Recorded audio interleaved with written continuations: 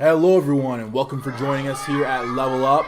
This is Instructor Steven here and I'm going to go over some deck building advice. We're going to look at some archetypes from the Pokemon trading card game. And we're actually going to look at them in terms of the starter decks. So first off, let's go to our Matt Cam. Let's go. Close the door. I'm sure you do. Alright, so what we're doing first is we're looking at our setup decks. There's a couple different archetypes. First off, we're going to go over setup, combo, mid-range, spread. There's control, mill, and aggro. So I'm going to look at right here. This is going to be our setup deck. First off, a setup deck doesn't mind losing a few turns or even a few attacks to set up itself. It wants to use basic Pokemon such as like this right here, just simple collect attacks, and even free collect attack as well, to put more cards in your hand, get more resources set up. Your main goal is to get a good setup such as this right here. Well, this is probably going to get knocked out and discard. So if you have something relative to this going, and just another... Here, one of these. You should be in good shape because although it may take some time to set up, once you get set up going, you can use ability, which is your main way of attacking for this deck, and use big attacks such as the 170 here. In starter deck terms, 170 will pretty much knock out anything in the game. So once you get to the point where you're constantly getting through resources in your deck with airmail, getting energy attached with Dragonite, and then using Dragonite's attack, Dragon Impact, in order to do massive damage, you can pretty much lock the game up. But just getting there is part of the challenge. But once you're there, a lot of setup decks tend to have game-winning strategies. So that's just looking at a setup deck right there. Next, we're going to take a look at a bit of a combo. So when I'm looking at combos, the starter deck I really like looking at is the Entei deck that came out around Lost Thunder. Your main attacker is Entei, of course, but when you're looking at combo decks, you want to look at the idea that everything's working together for one common goal. All the cards, whether it be attacks or abilities, they're all looking at one common goal. So if we look at, we have Blaziken, we have Magcargo, we also have a few other side attackers as well. All these play into each other. That's what the combo is right there. So you have Entei's attack, which will, if there's an energy on top of your deck, if you discard the top card of your deck, and if it's an energy, you'll do extra damage. Magcargo has an ability. It's called Smooth Over. You search your deck for one card and put it on top of your deck. You can kind of see where we're going with this as well.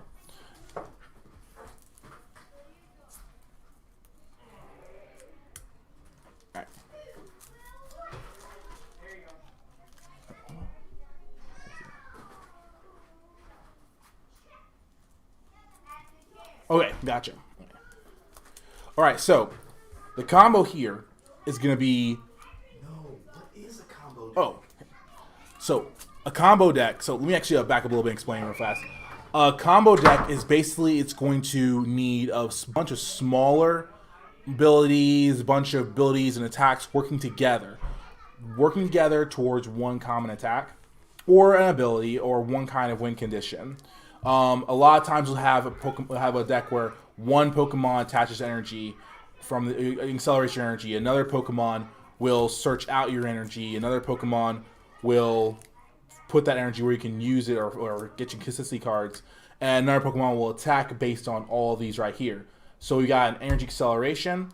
We got energy search to make so we get the extra damage for the Entei. We also have a Pokemon right here which gets your energy in the discard pile with its ability Fresh Squeeze. Search your deck for 2 energy and put them in the discard pile for Blaziken to use, therefore to accelerate to here. Also, if you want to do a little extra damage, you've got Heracross, which is going to play nicely off of your Blaziken because it has an attack called Powerful Friends, where if there's a stage 2 on the field, it does extra damage. So that's a really, really good synergy with that. So you got all these Pokemon that, like, this one's work with this one also work with this one works with this one right here, as well as this one working with this as well. So when you look at a combo, that's what you're looking at. You're looking at a lot of different abilities and a lot of different attacks working together. Now these a lot of times will result in some massive damage or some really good attacks or abilities we can take advantage of. Now be aware that having something knocked out of a piece of that combo can make your game plan a little bit rough, but once you get combos executed, a lot of times they just run very smoothly. But combos are very risky because it's got a lot of moving parts. Next, I want to go with a mid-range deck. Now, a mid-range deck tries to be more consistent. Like, what a mid-range deck is it's a deck that can give consistent damage. It may not do one-shots. It may not be able to do all the damage at one time, but it's going to keep on going, keep pushing forward, and it's going to keep putting consistent damage out, regardless of whether or not your opponent takes a knockout or tries to slow you down with it's like a supporter like Marnie, where you get rid of your hand and put into draw new cards. These decks just kind of move on their own tempo once they've been set up on your board. So if we look at this deck right here, I really like this deck right here. It's the Malamar theme deck. You can see that it's got some really nice engines right here. You got your Malamar right here. You also got Energy Acceleration. You also have your Weakness Guard. Help you out. But honestly, this deck's really good. You can keep reusing your energies. And say your Necrozma gets knocked out by an attack, you have the next one ready to go. And a lot of times you'll have energy already on it. Or you'll be able to put up, say, a Pokemon like Audino that has an ability. As long as you're active Pokemon, you just draw a extra card for the turn. You can have that in your active with a energy already on it, or you can play a switch as well, and that'll bring it out of your active to where you can use your next Pokemon. And more than likely, you would have a second recharge onto it. So that's what a lot of mid-range decks try to do. They try to stay consistent with consistent damage. They'll be just as good during the early game as a lot of late game. So mid-range decks are very, very good because they give constant pressure, and they just kind of don't really go away as much once you get them set up. All right, next we're gonna go with spread decks. Now, I know I've had a lot of experience with spread decks. Spread decks are they're really kind of hit or miss, but a spread deck in general is going to be a deck that doesn't really focus on doing damage to the active Pokemon. It focuses on doing damage to like your opponent's bench Pokemon and active sometimes, but mostly you want to spread the damage around. You want everything on your opponent's board to have some damage, because you're investing in, okay, maybe I'm gonna go behind prizes in the early game, but towards the late game is when I'm really gonna shine. So let's take a look at this right here. This is a good spread deck from the theme decks that came out. We have our Raikou, our Ampharos, and our Zebstrika. Now, a lot of the decks that come out as starter decks, they tend to have a little bit of setup behind them, but a lot of them do follow a basic formula of this is the general idea. They fit into some kind of archetype, whether it be a little bit of both or a little bit or just one archetype. They kind of share a lot. They kind of fit into a particular archetype when you look at them. All right, so we have Raikou, which can use Lost Voltage. It does 30, and if there's any electric energy in your Lost Zone, it does 90 damage. So that does combo very well with Unseen Flash from Ampharos, which is when you can discard up to 2 energy. Make sure that's 2 energy. Yep, up to 2 energy cards from your. Actually, you have to just Lost Zone 2 energy cards from your hand. And when you do, the attacking Pokemon is paralyzed. That can keep them there for a little while, keep them from attacking you. But we want to look at Split Bomb as a good spread example. Split Bomb is going to attack for 2 electric energies that does 50 damage to 2 of your opponent's Pokemon. Now, if you're patient enough for it, you can actually do damage there, 50 damage here, 50 damage there. Just keep on building up 50 damage here and there. And using Raikou early game, although Raiku's attack doesn't do enough damage to do knockouts in one shot for a lot of bigger Pokemon, say like Ampharos itself, for example. But what it can do is it can set up these knockouts. You can put just enough numbers on the field.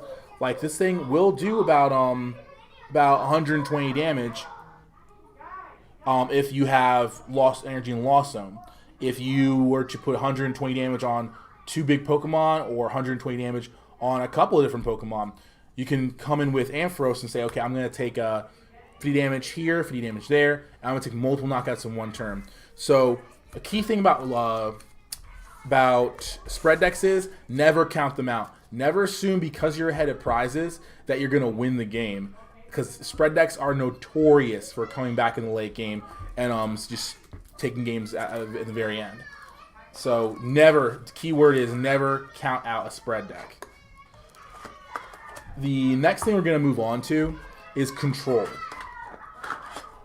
The archetype of control can be defined as a deck that focuses on using abilities, attacks, trainer cards to control the cards and energies that your opponent has to work with. Basically, limiting their options, taking away what they can do on their turn so that you can continue to move forward with your own plan.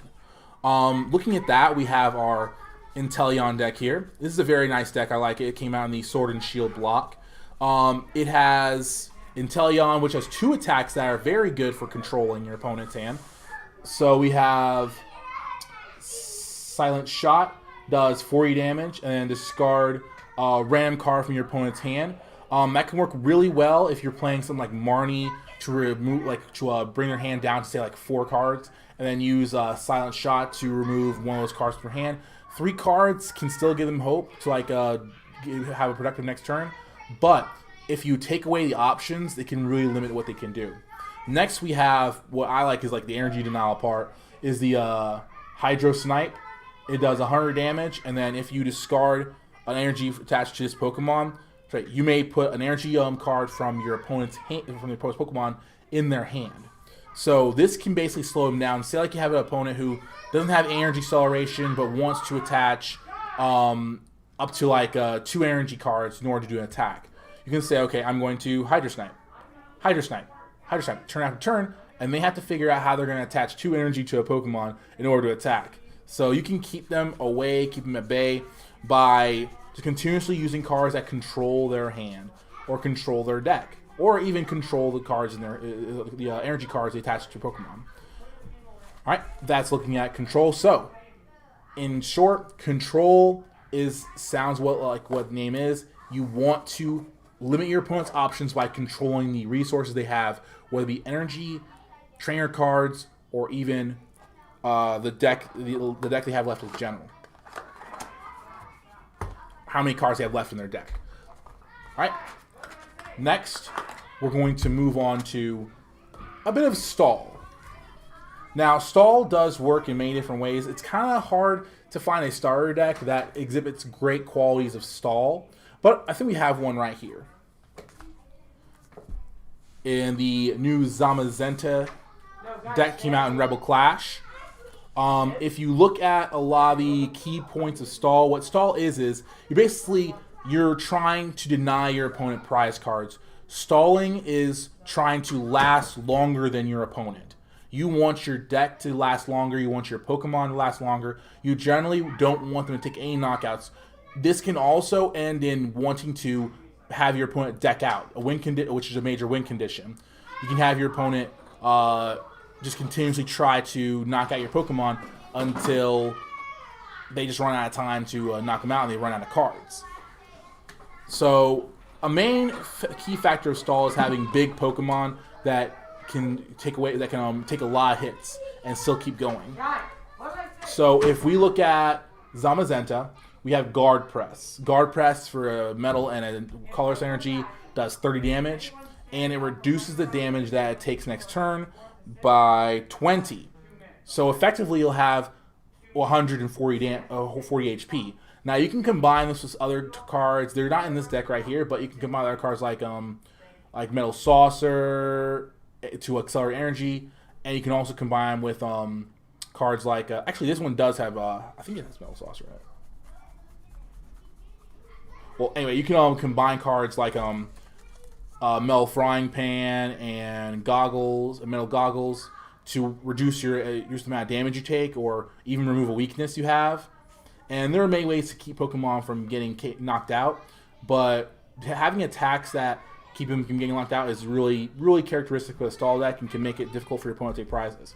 Also, we have a Corviknight card here that for Steel Energy and 2 colorless energies does 130 damage, but also if you discard 2 metal energies or 2 energies from this Pokemon, you can take 100 less damage. This thing will effectively, if your opponent wants to one-shot it, would have to do 270 damage to it in one turn. That is staying power. That's a Pokemon that's going to stick around for a little bit and make it difficult for your opponent to knock it out. They have to do at least 110 in order to do even 10 damage to it. Now, another characteristic of a stall deck is using healing cards. This deck has a couple potions in it. If you have this deck and you want to give it a little more staying power, I'd recommend going for a Pokemon Center Lady that'll heal 60 damage from your Pokemon, as well as a special condition. But if you want your Pokemon to stick around longer and just be harder to knock out, cards like that are really good. So the main functions you see of a stall deck is that it's going to have Pokemon that are really hard to knock out, and it's going to have healing, and sometimes even has some cards that mill your opponent, which or mill basically discard cards from your opponent so that you can get to the deck out win condition faster. And just in case you I'll just go over deck out. Deck out is when you can't draw a card at the beginning of your turn. If you can't draw a card at the beginning of your turn, which is there's no cards in your deck, that is a deck out situation, and that is the end of the game. Next, we're going to go with what's probably my favorite archetype. Yes, it's a little simple, but it's shown time and time again that it's a really good archetype, which is my favorite, which is Aggro. Aggro, when talking about Aggro, you want to look at cards that I want to attach energy and go. I want to use big attacks, fast attacks, and I want to use them quickly, and I'm not really caring about too much about what they do otherwise than just doing quick damage, hard damage, and just going faster than my opponent. I found Zamazenta was a good example of that. I liked how it had a attack that just that accelerates its energy to itself as well, with Energy Stream for 30 from a metal and a colorless energy, do 30 damage, and you attach a metal energy card from your discard pile to this Pokemon, which feeds well into its next attack, which is Smashing Edge. It does 120 damage, and flip a coin. If tails, discard 2 energy cards from this Pokemon. Now, getting this Pokemon going fast is very characteristic of Aggro deck, and we actually have cards to help it out. We have Metal Saucer, which, yes, this card discards cards, metal energy cards from it sometimes if you flip tails, but Metal Saucer can get them right back. So that's the very characteristic of an Aggro deck. As well, we have some other cards in here, like we have Hawlucha, which for a single energy can do 30 damage. It also has a nice little card attack as well in Windfall. Shuffle your hand to your deck and draw 5 cards. A little consistency as well. But it does decent damage as well. And there are some 30 HP basics out there, so you can take some really cheeky, quick prizes with it. As well as looking at some of the attackers. Like, there's a lot of really good attackers like in this deck. You have your Unpheasant here, which is a really good example of an aggro type of attack where you want to use Air Slash for 150 damage, discard energy from this Pokemon. It's going to do a lot of damage with just 3 energies, and you can, it's going to discard 1 energy from your Pokemon, but do remember you have Metal Saucer, as well as having just regular energy attachments for a turn to continuously stream this damage. So it's just one of those archetypes where I just want to keep attacking. The same thing here. You have Heavy Impact, which is 120 damage for 3 energies. You just want to get going and just keep going over and over and over again, just saying, I'm just going to attack, use big energy, use big attacks quickly using them with RNG acceleration, and that's all I want to do with them. Now, word of caution with aggro decks. Aggro decks, a lot of times, since they a lot of times have one strategy, which is to hit hard and fast, they can be predictable. Your opponent can predict exactly what route you're going to go and exactly what attacks you're going to use. So decks that have more versatility to them can take advantage of that if you're not careful with it. So be sure when using aggro decks, yes, they're powerful, fast, and they can be very fun. Be sure to be aware that they are a lot of times predictable because they don't have a lot of tricks to go with them. All right, so that is all the archetypes we're going to go over. So we went over setup, went over combos, went over mid-range, spread, control, mill, and we went over some aggro as well. So thank you very much for joining us today. I hope you enjoy the content. Be sure to comment down below, like the video, it helps a lot. As well as just, just leaving a comment, any criticism, anything at all you'd like to let us know. Appreciate you for joining us today here at Level Up. Remember, never give up, keep going, and keep on leveling up. All right, thank you very much. Bye, guys.